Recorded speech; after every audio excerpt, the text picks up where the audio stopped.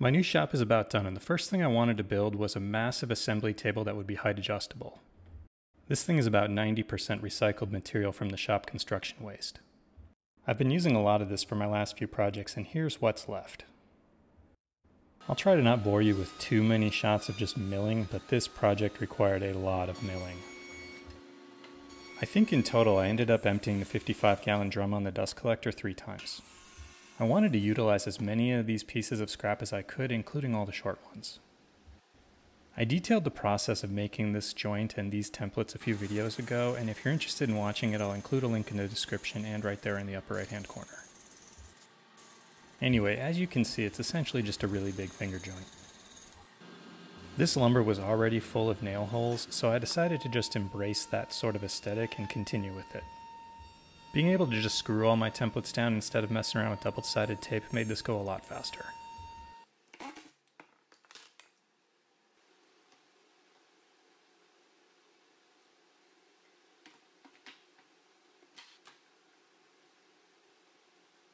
The number of splices I had to do took quite a while, and once all these boards dried, I did a final milling to get everything uniform between.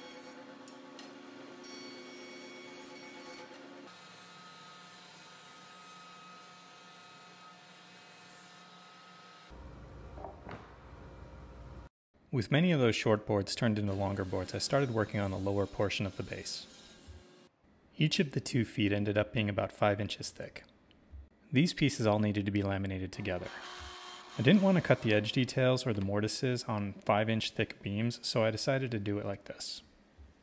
I cut the end detail and mortise on one side of one piece as perfectly as I could.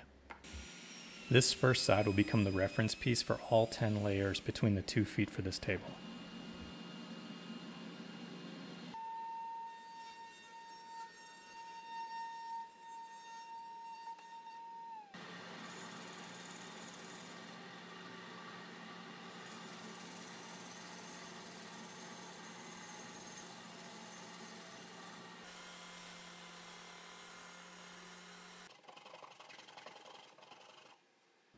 When that first end was done, I used it as the template to make the other centerpiece for the other foot. Using this first one as the pattern made the duplication process go really quick.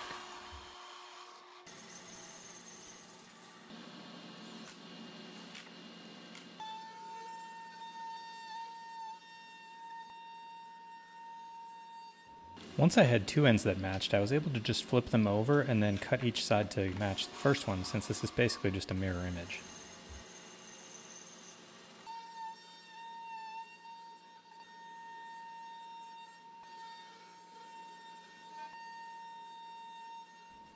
Now I had the center sections for each foot, although I did go back and add a 3rd mortise to the middle, which you'll see in further shots. I needed to add mortises for the vertical portions to eventually be inserted into. Only 3 out of the 10 boards that make up the 2 feet didn't have splices in them. My center boards were some of those too, and I didn't want to interrupt their structural integrity too much by cutting a giant slot for a mortise into them, so I opted to make a double mortise. The corresponding halves for each side of the double mortises were much deeper on those boards. Due to that depth, I had to do it in a couple different passes since I was just using the small trim router. Almost every single structural piece to this base has a splice in it or a knot somewhere, but because there's so many laminations, I think I ended up with some really strong pieces.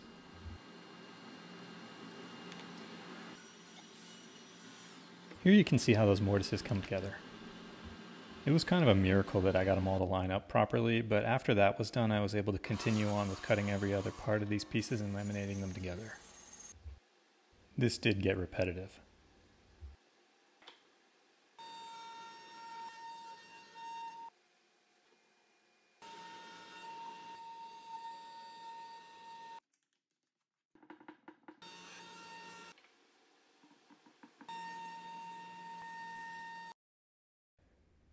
With the feet done, I decided to put some pads on the bottom so I could have them up a little bit off the ground so I'd have a nice little spot where things could roll underneath and be really hard to get. And the last thing was to add some holes for the lag bolts that will go in to attach the cross pieces. The vertical posts were laminated from 3 pieces precisely thickness to be able to match those double mortises.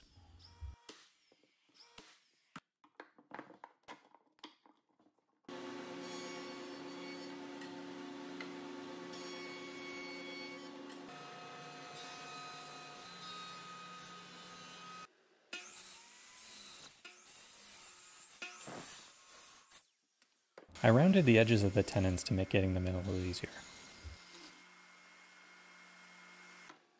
I was getting pretty tired of creating large mortise and tenons, so for the single cross piece that goes at the top of these vertical posts, I just used dominoes.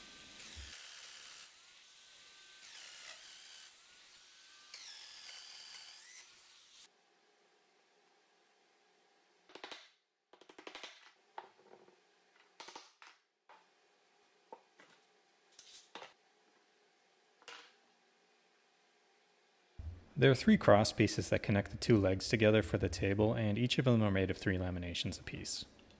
These parts started their lives as 2x4s, and luckily I had enough long parts that I only had to have 1 splice per cross piece.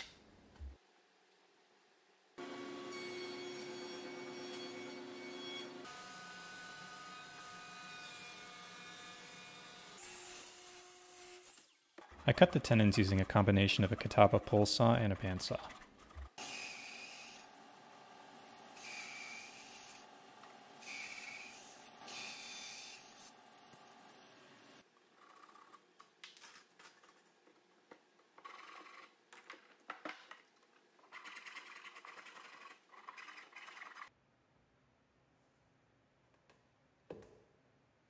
I used construction adhesive when putting together these joints because a few of them weren't cut quite as tight as I would have liked, and I wanted to have a little bit of that gap filling quality and also a longer working time because I didn't know how easily or quick this would go together. As it turned out, assembling this went a lot smoother than I expected. I used these long lag bolts to pull the joints together while the adhesive dried because I didn't have any kind of clamps that would be nearly long enough to do this.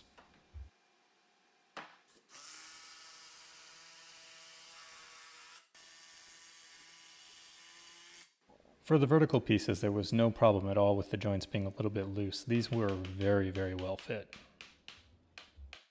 The 2 vertical pieces were rock solid, but I wanted to make sure they stayed that way through all the operation and that this bench would go through, so I added this piece here. I used some oak dowels for the joinery.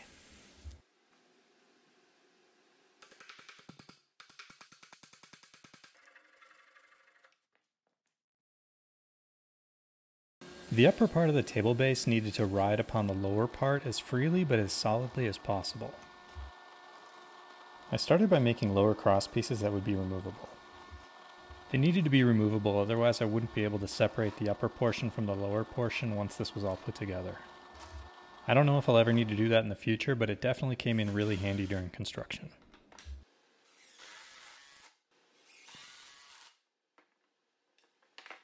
All the pieces in the vertical portions of the base pretty much were custom fit to each other, and I used little strips of cardboard to make shims so they wouldn't be too tight.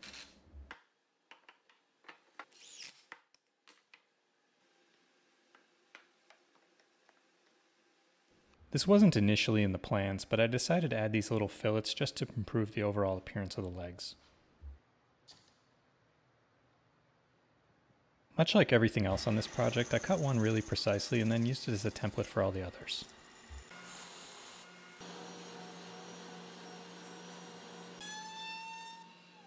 Much like the large feet on the lower part of the base, the upper vertical pieces needed a big long cross piece that would attach them together and give a lot of rigidity and strength.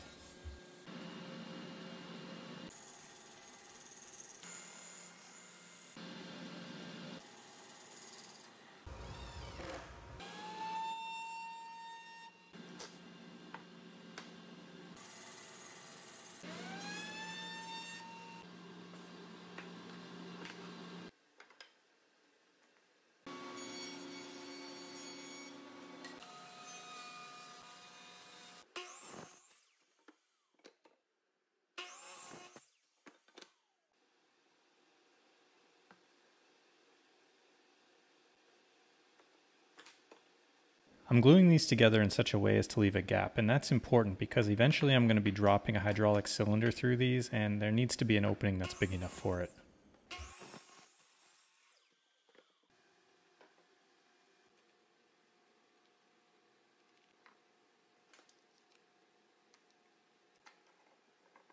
I used dominoes to attach the horizontal and vertical pieces for this part of the assembly. This had the advantage of being both quick and giving me a temporary joint that I could keep together while I glued on the outer pieces and then take apart.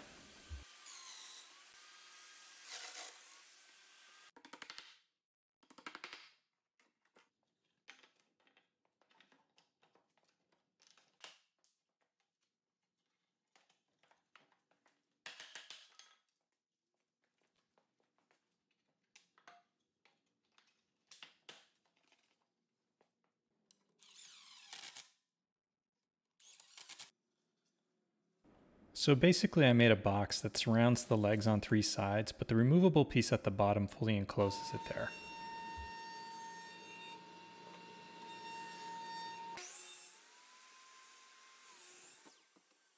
After cutting a small decorative chamfer at the bottom, these pieces were pretty much ready for final assembly.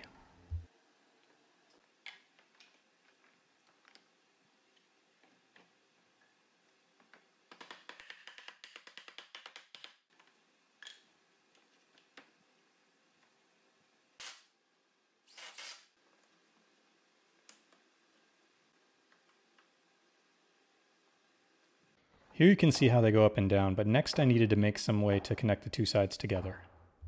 These are some tongue and groove offcuts left over from this porch ceiling. I couldn't believe that the builders were just going to throw these pieces of wood away, though at the time when I rescued them I don't think I had envisioned using them the way I did. These pieces all ended up getting laminated together into layers of 5 to make 2 long beams. Like the bottom part of the base, the upper part is connected by 3 long spars. The middle one was the last long piece of solid wood that I had. It was made from a 2x6 that I cut in half, laminated together, and then milled like this. I didn't include any footage of that part.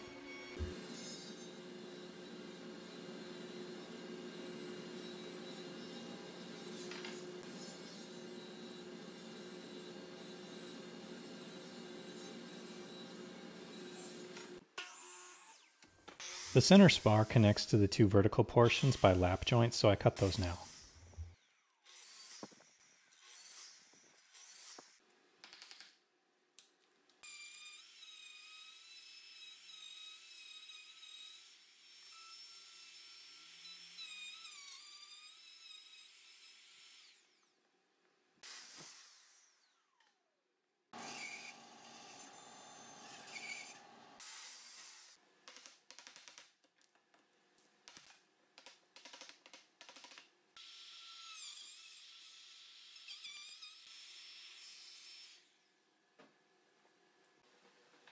I didn't have enough long pieces of the tongue and groove to laminate together to make full-length beams like the one in the middle, so I cut them to the exact length and then held them in using a sort of double domino setup.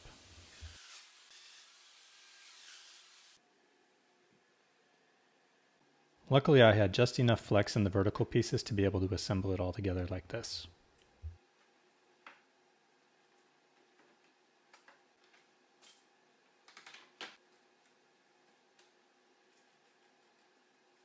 Once the outsides were clamped, I glued in the longer centerpiece.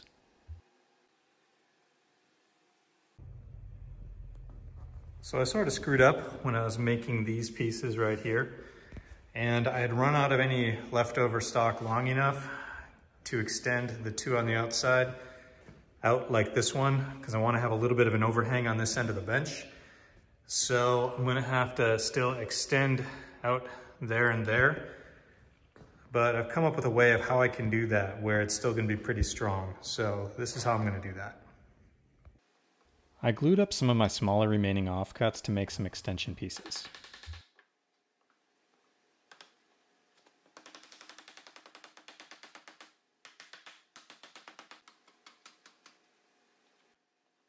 These fit together really well, but I wanted to further reinforce this end in case there was ever a lot of weight on it, so I added a piece of angle iron to each side.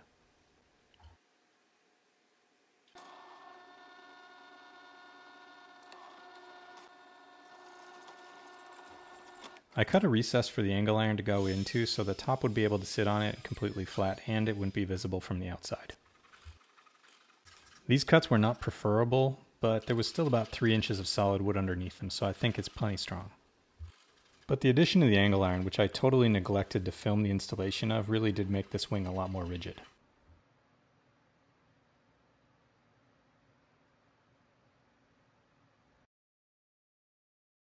It was really getting hard to move this thing around, so at this point I installed some of these heavy lift wheels that are a good about 750 pounds. I'll put a product link in the description. This might seem like a cop-out, but for the hydraulic lifting mechanism I bought an entirely pre-built self-contained system. It's a Dynalift hydraulic lift kit, and the 16-inch stroke that I bought was entirely too long. If I could go back again I would have gotten the 12. I'll include a link in the description for this as well. The hand pump needed something to mount to, so I made this bracket and attached it to that extension wing. While I install this, I'm going to talk about why I chose to use this system. I wanted this table to be as solid as possible with little to no racking, and as I thought about it, I didn't think I could make any kind of jack screw assembly or scissor lift that would meet that need. I also didn't want this table to ever come down on me while it was in an up position, and the Dynalift won't allow that to happen. And for the record, this is not a product promotion or anything that's paid. I bought this system with my own money. I come to realize a slight error in the positioning of this lifting cylinder and how it bolts onto this leg is that this tubing is going to get bent way too far. My plan had been to have the tabletop sit here and route out some little channels for this, but it's going to put too much of a strain on this connection, and I don't want this breaking years down the line or even sooner. So I'm going to build this layer up by about 3/4 of an inch, just basically attaching material to the top to make this just a little bit taller to create a little more gap or a little more spot so there's not too much strain on the bend that goes on this line. So the pieces I'm attaching now started their lives as a combination of 2x4s, pallet dunnage, and trim siding. One of the things I had to keep in mind while I was building this is that it couldn't be too tall because I needed it to go low enough that it would be lower than the table saw. This has to do with how it'll be positioned in the shop when it's all done. Once these pieces were installed, I routed some channels for the hydraulic tubing to run through.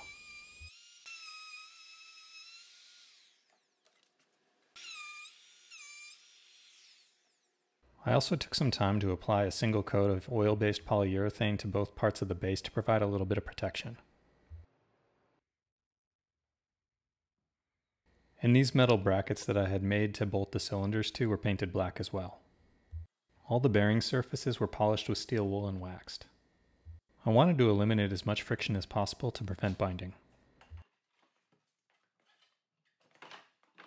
I didn't film it, but I fully reassembled all the cylinders and everything in their final configuration, and I'm testing it out here, but this is actually for the second time.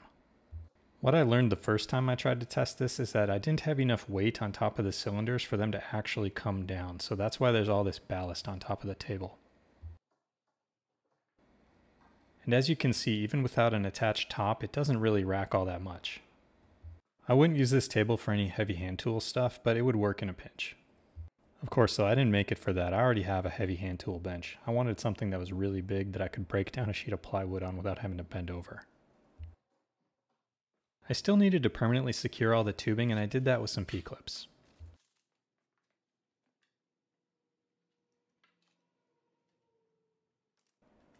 Here you can see how I kind of routed everything through to keep all the tubes out of the way and safe.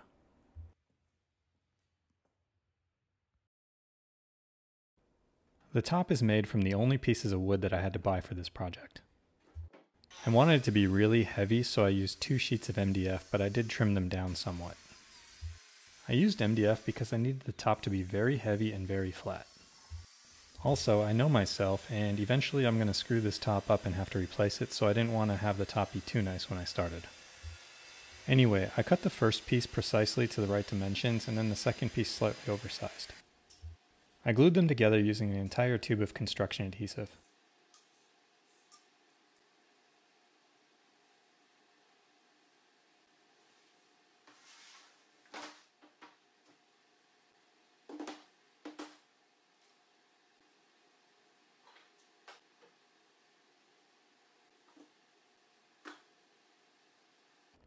I dealt with this mismatch by flipping the entire thing over and using a router with a flush trim bit to make it all even.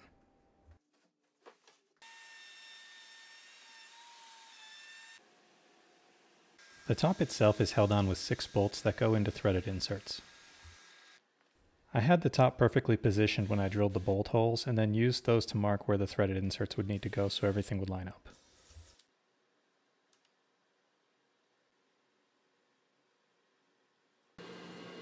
I also needed to add recesses so I'd be able to get the bolts in, have them mounted below the surface of the top, and be able to fit the tool in, so this is how I did that.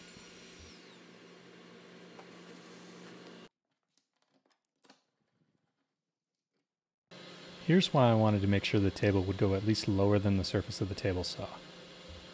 I didn't want any long boards to accidentally run into it while I was ripping, and I also wanted to be able to sort of use it as an outfeed table if I needed to. I didn't want to leave the edge of the tabletop to be just the raw MDF, so I trimmed it with some more dimensional lumber.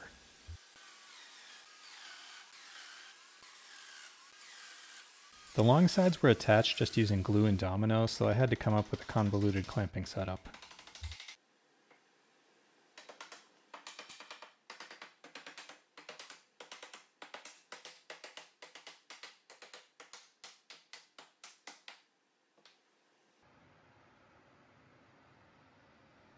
And this right here is why I wanted to have a height adjustable table.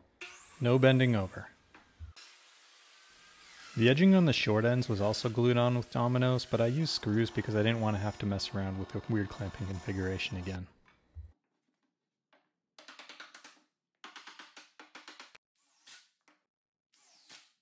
I rounded over the edges and did a little bit of sanding before I applied the finish to the top. I did 3 coats of oil-based polyurethane, and I wasn't too worried about making it look pretty. This is just a work table after all. I did want to make sure there was some protection since MDF can be like a sponge. One issue I ran into is that I still needed some weight on the short end to make sure that the cylinders would go down properly and not bind up. I decided the simplest solution would also be the best, and I made this bracket so I could just hang a couple of disc weights there. I use these as clamping weights anyway, so this could double as storage.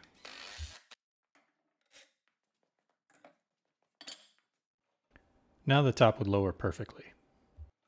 Incidentally, I could have gotten a hydraulic unit that had an electric pump, but I really didn't want to have my workbench plugged into the wall to be able to go up and down. It takes about 45 seconds to go from 32 inches high to 48. That's honestly too high, so if I could go back, I would have gotten the cylinders that only had the 12-inch throw. And as you can see, especially for a height adjustable table, this is really solid. So this video is over, but the table itself is not totally done. Still to come is some dog holes, a vise, and some kind of drawer box that goes underneath for storage.